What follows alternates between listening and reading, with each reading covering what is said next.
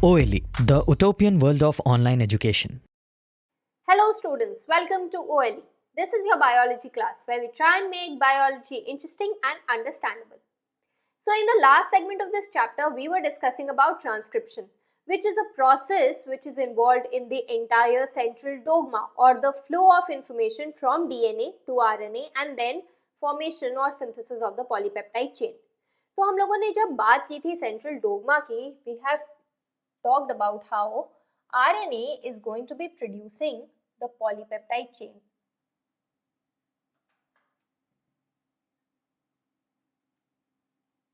Right? And this process which is involved is translation.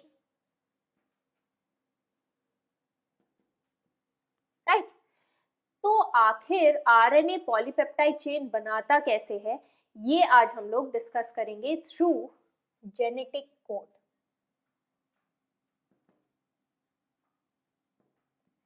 अब ये क्या है, कैसे हेल्प करता है in the process of translation, you will get to know all about it in this particular lecture. So we are going to cover genetic code. First of all we are going to see कि translation में actually होना क्या चाहिए. तो हम लोग translation में intro ले लेंगे, कंपेयर कर लेंगे कि ट्रांसक्रिप्शन और ट्रांसलेशन में आज सच फर्क क्या है. So we can write here translation versus transcription. Right? Then we are going to talk about the discovery of this genetic code.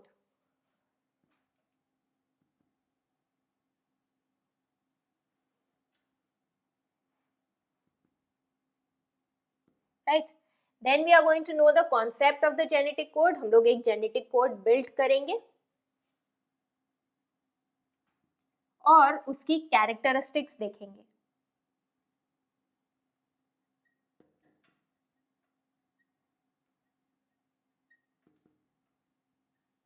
And finally, we are going to end this lecture today by talking about mutations, because mutations क्या करता है, genetic code को थोड़ा बदल देता है, right? So we are going to talk about mutations and the genetic code.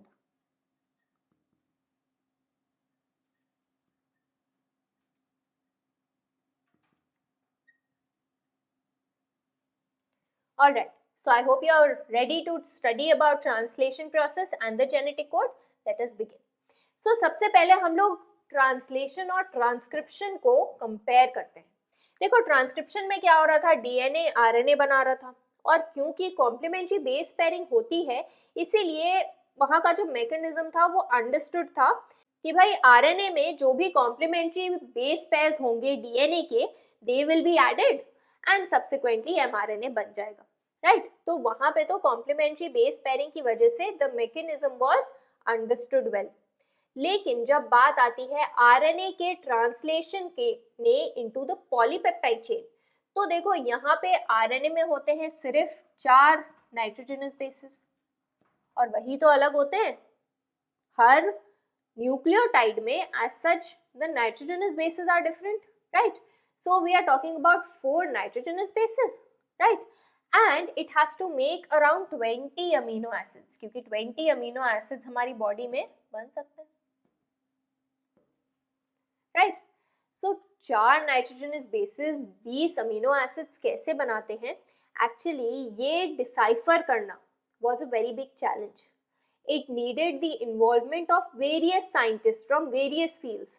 Genetics को study करने के लिए, ऑर्गेनिक केमिस्ट्री को स्टडी करने के लिए, बायोकेमिस्ट्री को स्टडी करने के लिए, इन सभी के लिए साइंटिस्ट का इन्वॉल्वमेंट जरूरी था. Right? And the deciphering of the genetic code was in fact very challenging. Right? Again यहाँ पे ये तो समझ में आ गया था कि यही 4 नाइट्रोजनस बेसिस कोई ना कोई कॉम्बिनेशन बनाएंगे so that they can code for the 20 amino acids, right? But a breakthrough was given by George Gamow.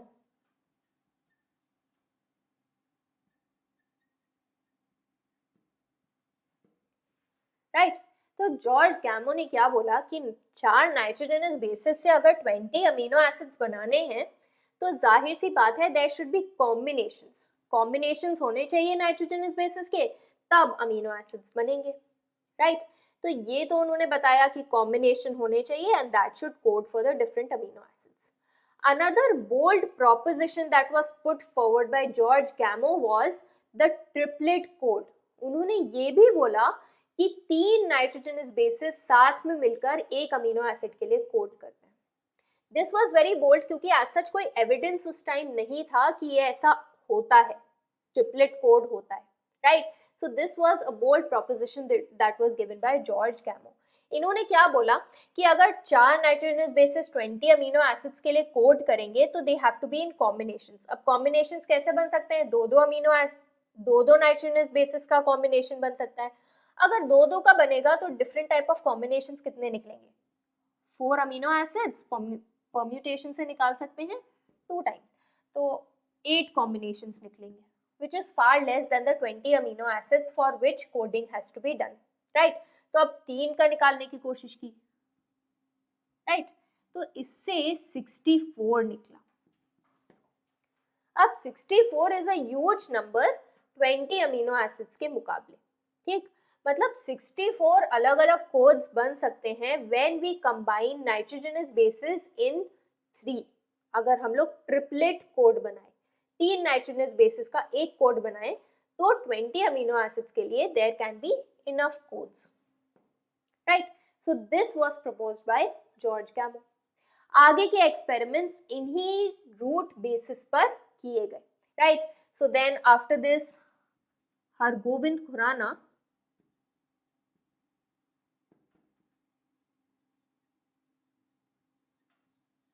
what he did was he began synthesizing RNA on templates which had different sequences.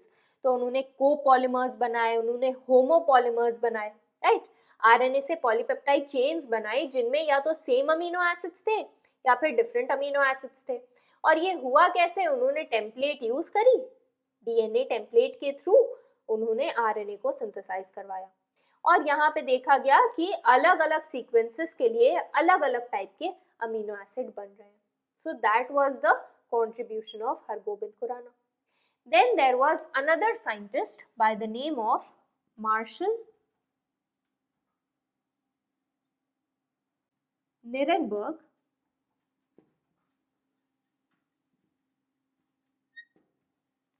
जिन्होंने क्या किया? Protein synthesis तो किया जैसे हरगोबिंद खुराना ने किया था, लेकिन यहाँ पे इन्होंने सेल के अंदर नहीं किया, सेल फ्री सिस्टम में प्रोटीन सिंथेसिस किया.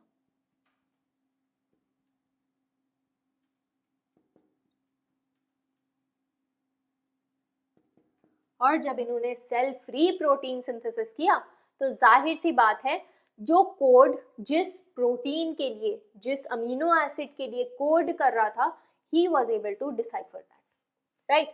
So deciphering of the genetic code, the contribution काफी हद तक जाता है मार्शल निरेनबर्ग को, right? After this, another experimentalist by the name of Severo Ochoa, he performed RNA synthesis not by using template but by enzyme, ठीक है. तो इन्होंने आरएनए सिंथेसिस किया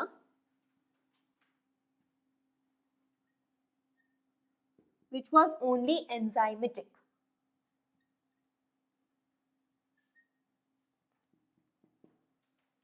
right?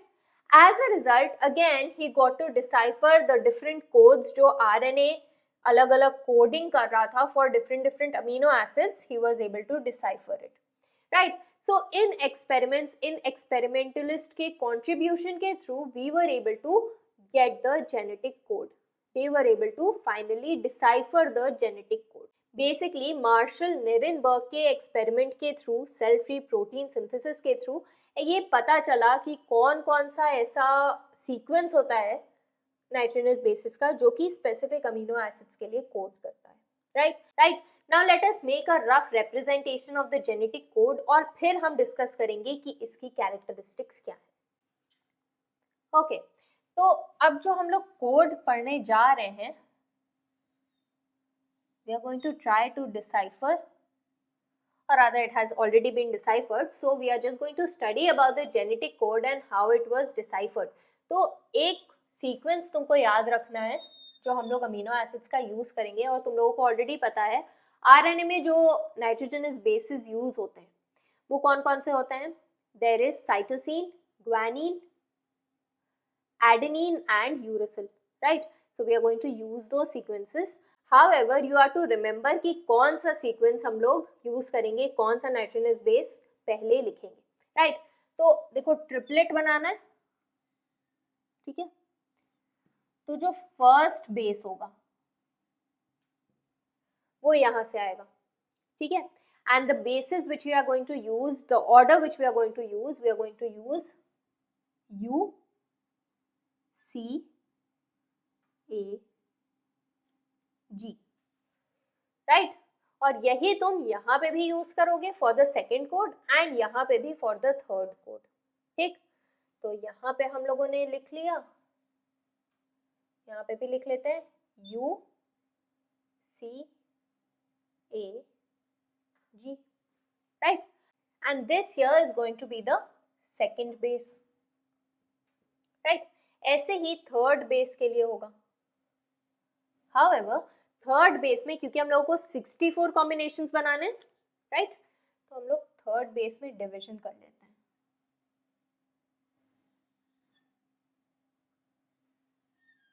Right?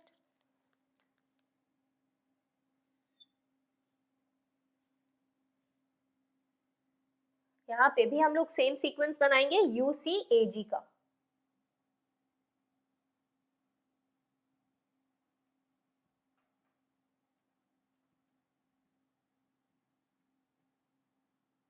Right?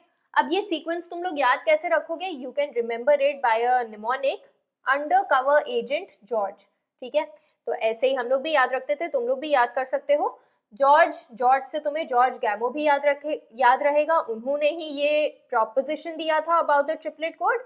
So you can remember undercover agent George. So we are going to take this particular sequence, right? अब देखो हम लोग बनाएंगे कैसे डिफरेंट कोड्स. तो हम लोग लेंगे यहाँ से फर्स्ट बेस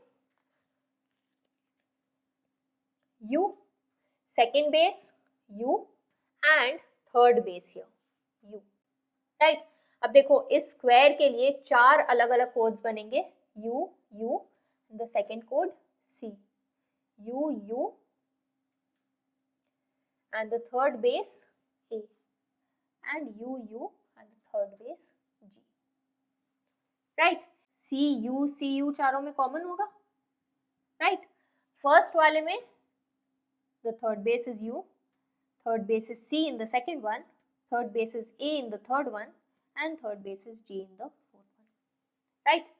A का देख लो, AU third base U, AU third base C, AU third base A and AU third base G, right? यही प्रिंसिपल एज सच हम लोगों ने मेंडल में भी यूज किया था जब हम लोग मोनोहाइब्रिड डाईहाइब्रिड क्रॉसेस बना रहे थे, right? We had converted the rows and the columns to the exact genotype. वैसे ही हम लोग यहाँ पे भी कर रहे हैं. लास्ट में देखो GU U, GU C, GU A and GU G, right? अब ये जो अलग अलग कोड्स हम लोगों ने बना लिए, they will code for different types of amino acids. Like for example, these two here, they code for phenylalanine, right?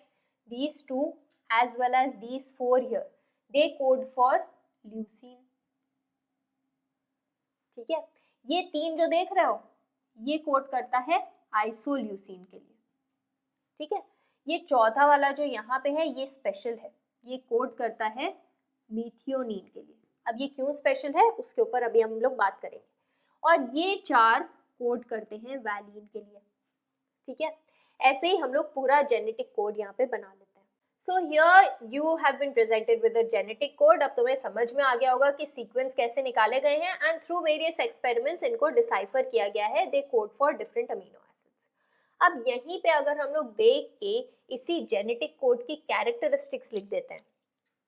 So what will be the characteristics? First of all, it is a triplet code.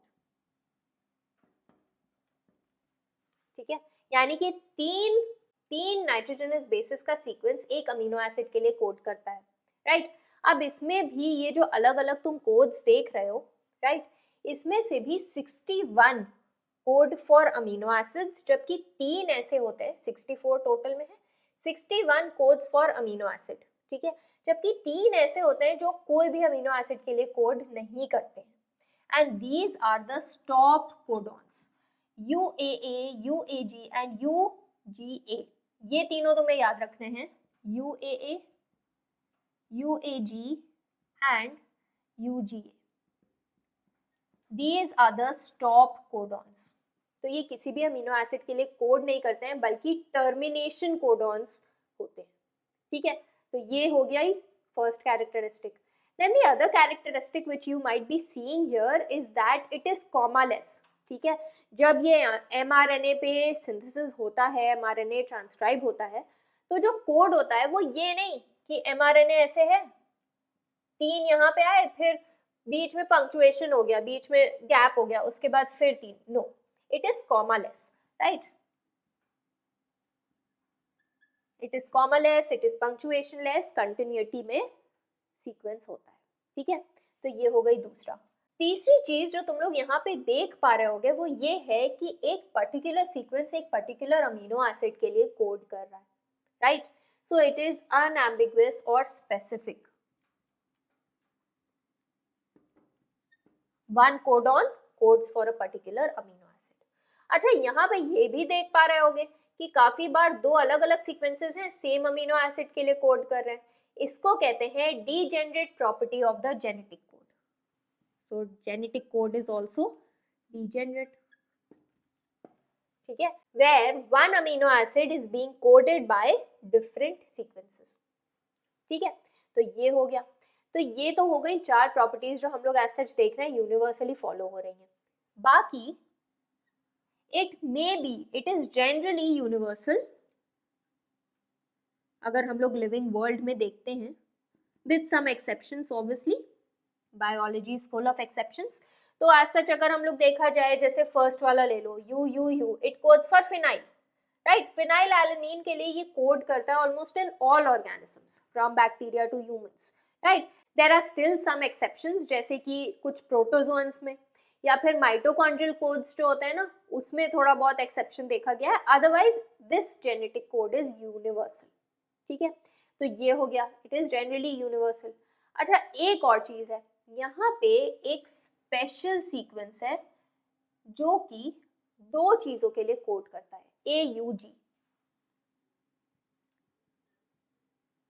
ये जो sequence है amino acids का, ये actually initiation sequence भी है, right.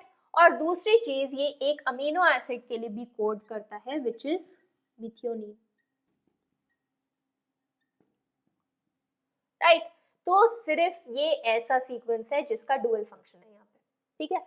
So you have to remember about these 3 codes, ये stop codons हैं, और एक ये AUG जिसका डुअल नेचर है, डुअल कोडॉन है, because it acts as an initiation codon also as well as codes for methionine amino acid when it is present in the middle of the chain, ठीक है। तो I hope you have understood about this entire genetic code. अब देखो, इसको तुम्हें ये सब याद करने की जरूरत नहीं है। I have told you which are the sequences you are to remember and the amino acids which you are to remember. उतना कर लोगे उतना बहुत है, ठीक है। And you should know how to create the genetic code. ये जो पूरा टेबल बनाया है उसको क्रिएट करना आना चाहिए, ठीक है। So this was about the genetic code as well as its characteristic. तो अब हम लोग बात कर लेते हैं about mutations in the genetic code. अब देखो, mutations के बारे में तुम लोग ऑलरेडी पढ़ चुके हो। These are changes which occur in the DNA sequence, right? तो अब जब हम लोग ऑलरेडी पढ़ चुके हैं कि नाइट्रोजनस बेसिस के कुछ सीक्वेंस कुछ स्पेसिफिक अमीनो एसिड्स के लिए कोड करते हैं, तो तुम समझ रहे होगे कि कैसे mutations can cause difference of expression, right. तो अब जैसे यू है कहीं पे, राइट, हमने उसे चेंज कर दिया UUG से, तो इनिशियली जो अमीनो एसिड फिनाइल बनना चाहिए था, फिनाइल एलेनिन बनना चाहिए था, वो अब बनेगा ल्यूसीन, राइट। तो चेंज हो जाएगी पॉलीपेप्टाइड चेन, चेंज हो जाएगा वो एक्सप्रेशन या फिर वो फंक्शन जो कि ये प्रोटीन परफॉर्म कर रहा है, right. Now let us understand this with the help of a very simple example. जैसे हम लोगों ने एक कोड लिया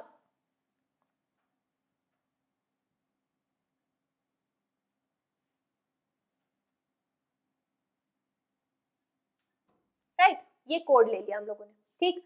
अब ये ट्रिपलेट कोड होता है, तो हम लोग कह सकते हैं ये और ये साथ में जुड़ के रीड होंगे। UUU it stands for phenylalanine. UAC देखो कहाँ पे होगा, यहाँ पे होगा। UAC it stands for tyrosine, right. UCC कहाँ पे होगा, UCC, तो ये यही होगा। UCC it stands for serine, right, and CUC it stands for leucine, right। तो अब अगर ये कोड है तो ये अमीनो एसिड बन रहा है। अब एक चीज कंसिडर करो, यहाँ पे हो गई कोई म्यूटेशन जिसकी वजह से there is addition of a U, तो क्या होगा, now UUU, UAC, UUC, right, U बीच में ऐड हो गया, UUC, और ये शिफ्ट हो जाएगा CCU, C and so on, right. अब कोड जो होगा वो कैसे रीड किया जाएगा, right. UUU will again be phenyl, UAC tyrosine ही होगा, राइट। लेकिन अब यहाँ पे UUC क्या होगा, it will again be phenyl, right. CCU क्या होगा, it will be proline, right. तो अब तुम देख सकते हो कि addition of one nitrogenous base, ठीक है, it is causing a difference in the structure of the polypeptide chain and accordingly it will called mutation, right. अब यहीं पे हम लोग कंसिडर कर सकते हैं removal of a particular nitrogenous base. जैसे हम लोगों ने कहा यहां से ये रिमूव कर देते हैं, ए रिमूव हो गया, राइट।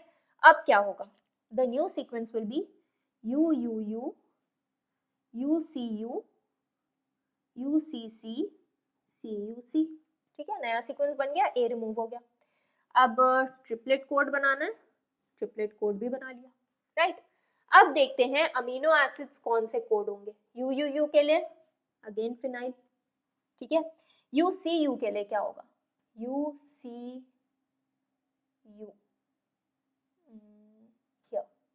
सीरीन होगा, राइट। UCC के लिए क्या होगा, UCC again serine, and CUC के लिए क्या होगा, CUC के लिए leucine. So are you understanding, अगर ये नॉर्मल चेन थी, फिनाइल के बाद टायरोसिन बनना चाहिए था, सीरीन के 2 अमीनो एसिड्स जुड़े हैं और एक ल्यूसीन जुड़ा है, again there is a mutation, ठीक है। तो I hope you are understanding कि एडिशन ऑफ वन न्यूक्लियोटाइड और removal of one nucleotide base, it can also cause a change in the amino acid chain, right. और ये अलग protein, अलग polypeptide chain के लिए कोड करने लगेगा। And this type of mutation जहां पे एक्चुअली फ्रेम जो है, रीडिंग फ्रेम शिफ्ट हुआ जा रहा है, these are called as frame shift mutation,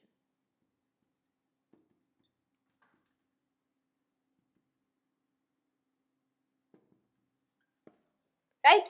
so these are called as frame shift mutation, क्योंकि रीडिंग फ्रेम जो है ना वो शिफ्ट हुआ जा रहा है। अब ये तो हम लोगों ने बात की एक नाइट्रोजनस बेस की, अक्सर ऐसा भी होता है देयर कैन बी एडिशन और डिलीशन ऑफ 2 नाइट्रोजनस बेसिस या फिर 3 नाइट्रोजनस बेसिस।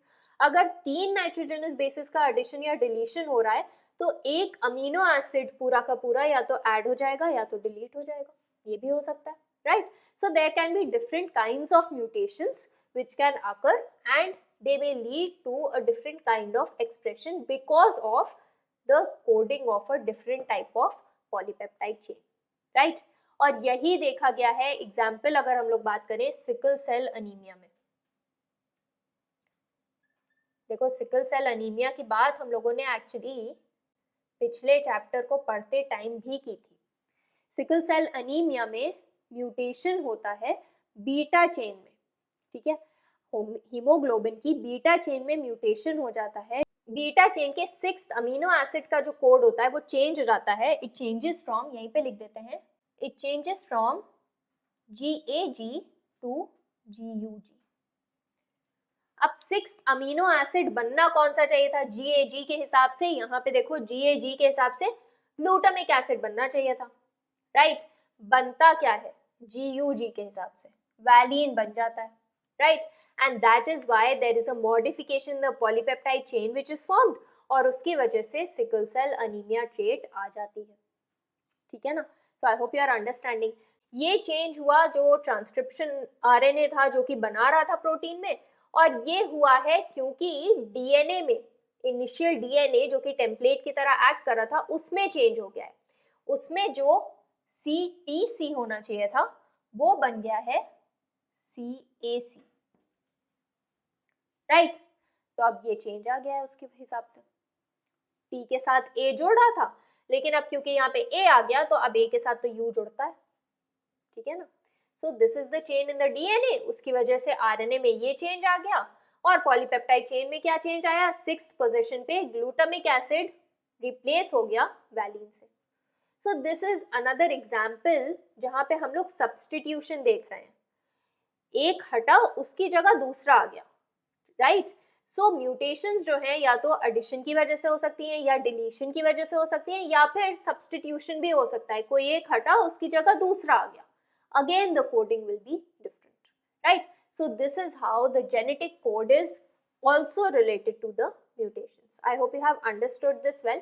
अच्छा एक चीज और है, बस एक चीज और बतानी है, यहाँ पर जैसे U है, right अगर यहीं पे ये वाला U हट जाता है तो again it will be U, right तो यहाँ पे ऐसे टाइप के जो म्यूटेशन होते हैं जो सिमिलर अमीनो एसिड्स के लिए कोड करते हैं, whether there has been a mutation or not, उसको हम लोग बोलते हैं साइलेंट म्यूटेशन, क्योंकि एज सच वो एक्सप्रेस नहीं करता है, ठीक है लेकिन ये बहुत कम होता है कि वो एक्सप्रेस ना करे, ठीक है चांसेस ज़्यादा ये होते हैं कि उनका एक्सप्रेशन आए क्योंकि फ्रेम शिफ्ट हो जाता है एंड समहाउ द म्यूटेशन में express itself, right so I hope you have understood entirely about the genetic code. In the next class we are going to go ahead and talk about how genetic code is used for translation of mRNA into the polypeptide chain. Till then, revise all this. Stay tuned.